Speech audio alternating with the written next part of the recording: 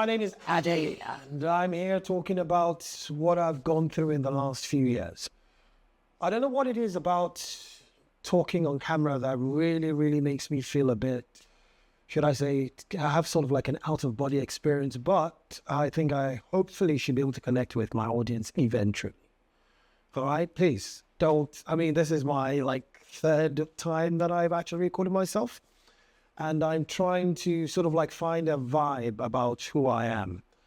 This is going to be my journey, or should I say, talking about what I've been through in the last few years in order to sort of like help anyone going through the same thing. I'm a guy. I'll first start from the point of grief and personal medical trauma. What I mean by that is a few years ago, last year, I got a condition called Bell.s Palsy, where half my face froze up. Fortunately, there are a lot of creators out there who are actually able to help with sort of, working through my mental issues with the whole situation. But I did realize that there is a lot to be said about,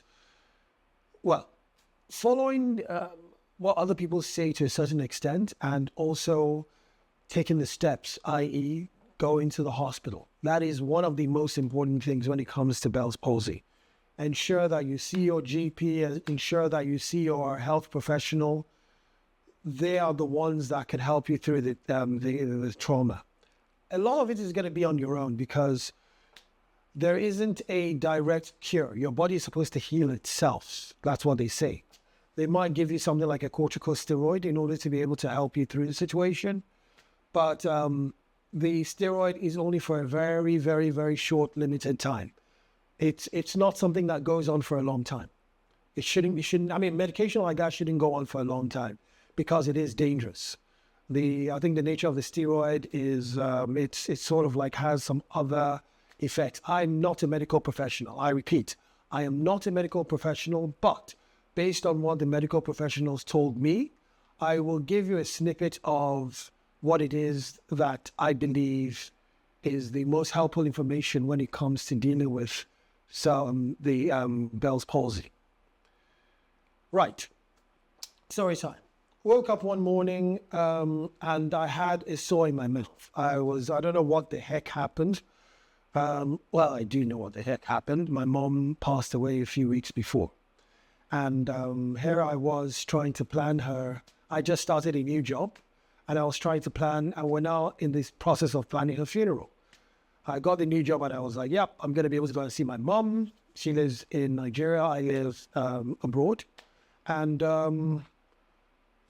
unfortunately that never happened. I never got to see my mom again, at least not in the way I wanted to see her. I saw her a few weeks prior to her death, and it was a hard thing to see.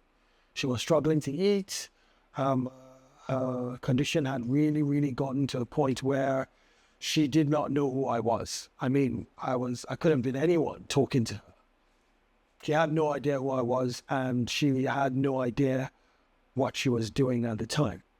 She was being not force-fed, but she had to be sort of like coerced into eating. Once it got to that level, I knew it was a matter of time, but I was hoping that I got the chance based on the fantastic job I got at the time. I thought, wow, finally I'm on the path because I'm an IT professional. Or at least I was, but that's another story for another day. I'm an IT, I was a front-end developer, and I just gotten the job, but I thought, this is the job that's going to take me to that next level. And this happened straight after. So I got the job in February, got the job in January, February started, mom died March. And then I got a sore in my mouth while dealing with the trauma of my mom. It was on my right side. It just became very painful. I thought nothing of it to start with, and then I was advised about, taking some of these mouth ulcer medications. I don't remember which one I took, but I was using the gels to sort of like soothe the pain because it was throbbing. Right. waking up on a Saturday morning, I normally play football on the Saturday, but waking up on that particular Saturday morning was a bit tricky. It was a weird thing because I normally wake up early in the morning, like 5:30, 6 o'clock in the morning. I play from 8 o'clock, and the distance between from where I live to where I normally play football is like 45 minutes without traffic. What I noticed is on that particular morning waking up, I noticed that my right side felt a bit funny, but I thought nothing of it. I was like, this is nothing, it's just a normal reaction to the medication I was taking. Maybe it just had a bit of numbness. So I felt like, when you go to the dentist, like you have that numbness in your mouth. And I was like, this is nothing. This is something I can get over. It's just a little, a little numbness. Well, please, what's a little numbness between friends? I've had that numb feeling before from the dentist. So I thought the medication I was taking was probably affected me, and I had a bit of an adverse reaction to it. But I thought nothing of it. So I said, whatever, man. So I woke up, got up, looked in the mirror, noticed that my eye was drooping a little bit, but it was still a bit, I didn't put two and two together. I just thought normal numbness from, similar to that of the dentist's, numbing agent that they use.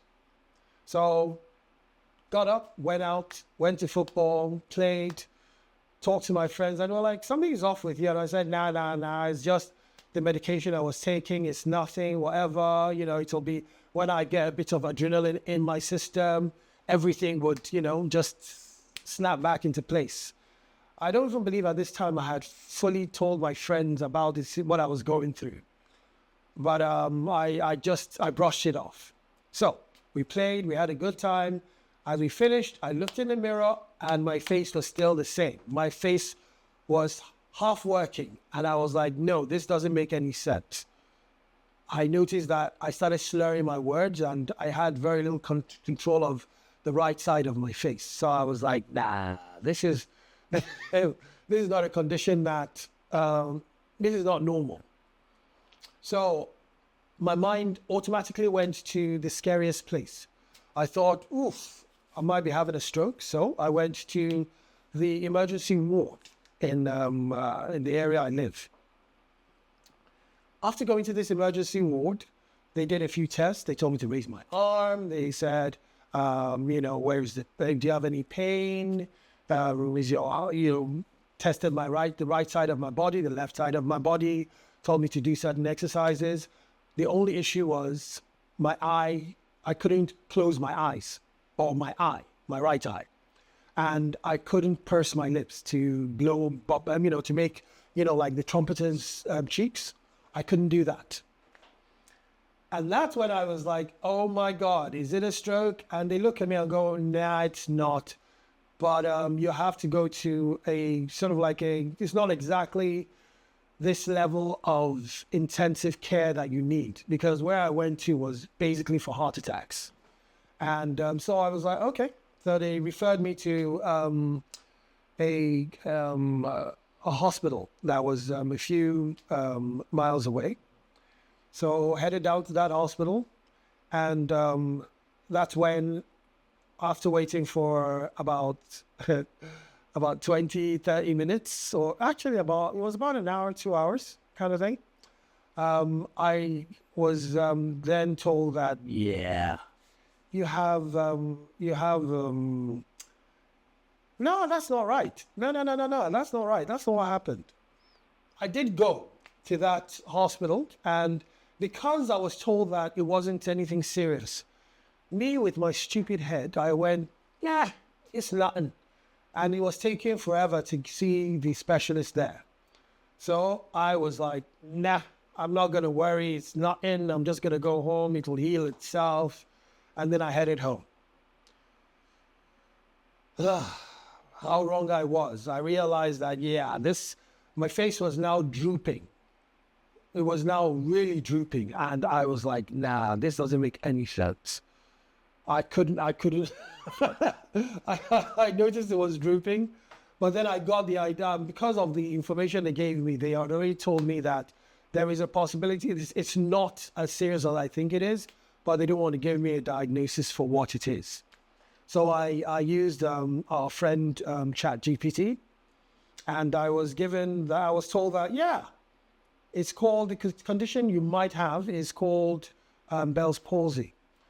And the best treatment is to actually go into you need to see your doctor so that they can prescribe a corticosteroid for you to be able to help with the healing process. They don't know why it happens, but it does happen. So I was like, okay, I ain't too worried, but I can't wait, kind of thing. Well, lo and behold, I decided I'm going to wait. But after about, 12 hours, or should I say the next morning, I decided, nope, I'm going to see if I can get an appointment. Fortunately, we have appointments on Friday where I live. I mean, on Sunday where I live. So I went in, and that's when I was finally diagnosed with Bell's palsy. Is that looking at all the symptoms I have? Yes. It is Bell's palsy, and all you have to do is, take the medication. They gave me a course of medication, and I was supposed to use it for 10 days. I'm not going to talk about the dose because, as I mentioned earlier, I am not a medical I'm not a medical professional. Not a medical professional. So what they prescribed for me might not be the standard. But what they prescribed for me was for me to know. All I know, it was a corticosteroid. That's it. That's what I'm going to tell you about that, all right? Because I'm tired of people giving medical advice, not being medical practitioners. And at the end of the day, leading people astray. I know nothing about the condition in itself, but I do know that the body is an amazing, amazing organ. It is an amazing thing. I mean, we've been blessed with this thing that heals itself in a sense. But at certain points, it does need help. So, I digress. But let me get back on track with what I'm talking about. So, decided, all right, I'm going to go in, got the prescription, and then started on the course. Now, this is where everything changed for me. I saw a few videos. I saw a few people who had the condition for 6 months, for a year, still battling through it. Then I looked through the comments, and I got comments of people who said, yeah, they had the condition, but they were done. I mean, they were lucky to get over it within 6 months. And so I was like, okay, what did they do to help them through the process? One advice I was definitely given was, do not force the process. I repeat, do not force the process. Nothing about this process should be forced. I've heard people using stimulus on the face, injection with Botox, and no, I did none of that. All right? I let the body heal. And the thing that kept me sane during this whole time was looking for any little progress. Any little progress, no matter how small it was all I needed. So I would do the person of my cheeks thing, and I will measure how much control I had on that side of my face. How much did it droop? Can I, do this? Can I do that? Can I blow? Can I move my eyes? How high? Because everything sat like so, in a very distorted way. So if I talked too much, my mouth would drag all the way to the side. It was the most uncomfortable thing I'd ever gone through. But I looked for every little thing. Mind you, at the same time, I'm still, in my new job. In my new job, dealing with grief and then personal trauma at the same time. All right, that's, and by the way, I'm not going to drag my old employers, all right? They didn't know how to help me. I don't blame them, all right? They probably, it's kind of interesting when someone says to you that, oh, you started off well, and then now you've gone down. And I'm like, no S, Sherlock. Looking back, after I left, I realized that, They just want to quit. They're not for me. Hey, it is what it is. I mean, I'm going through a different path now. I'll talk about that later. But this particular experience helped me to realize that even if you're on your own, it's best to look for those people who would always hold you up. If they're unable to, it's not their fault. All right? If they're unable to get you where you need to be, it's not their fault. They're limited. Okay. They have their limitations. You can't force them to be more than they are. So they didn't know how to help me. They let me go after, but, as God will have it, I'm still here. I'm able. This is almost 6 months ago since I left them. And look at me now. I'm now in a place where I finally decided, you know what, let me just tell my own story. And hopefully within this journey, I should be able to grow and understand how to help others, because that's the kind of thing I've always wanted to be able to do. I do not want to be limited by, where I find myself. I just want to be able to grow. Right. So daily, I started doing my exercises more little by little, working on the face, working on the arm, doing the massages and stuff. And then after like 2 weeks, it improved. Very little. Very, very little. My eyes started to almost close. I almost started feeling like I had control of my right side. All right? And then I traveled to Nigeria. My mom was buried in Nigeria in April.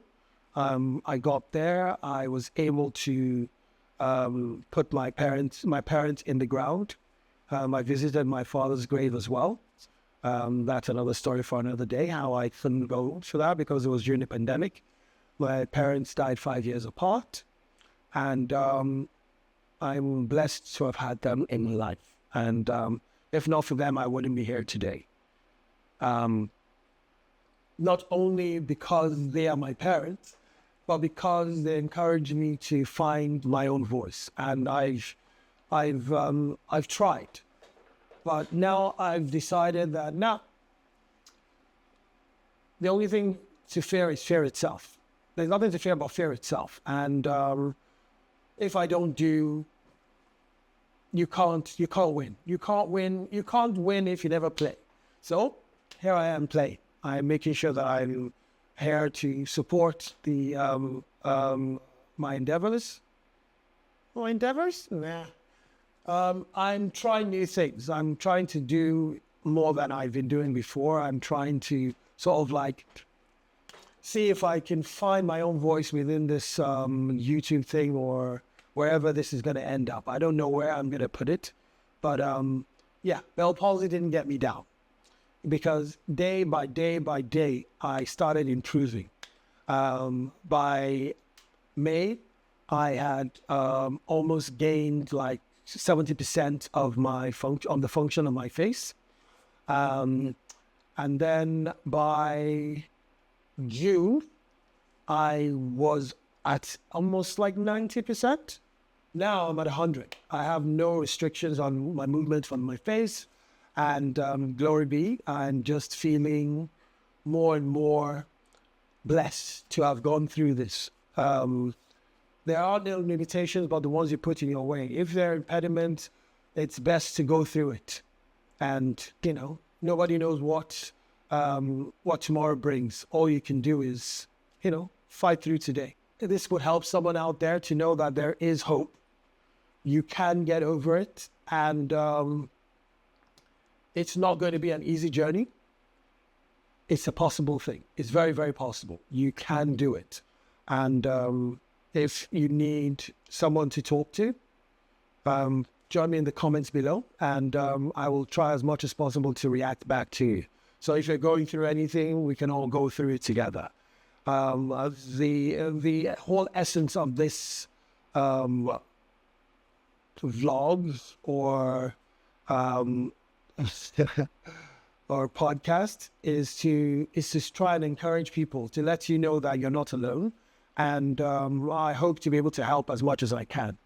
I am not a guru. I am not more than who I am. I am just Adi.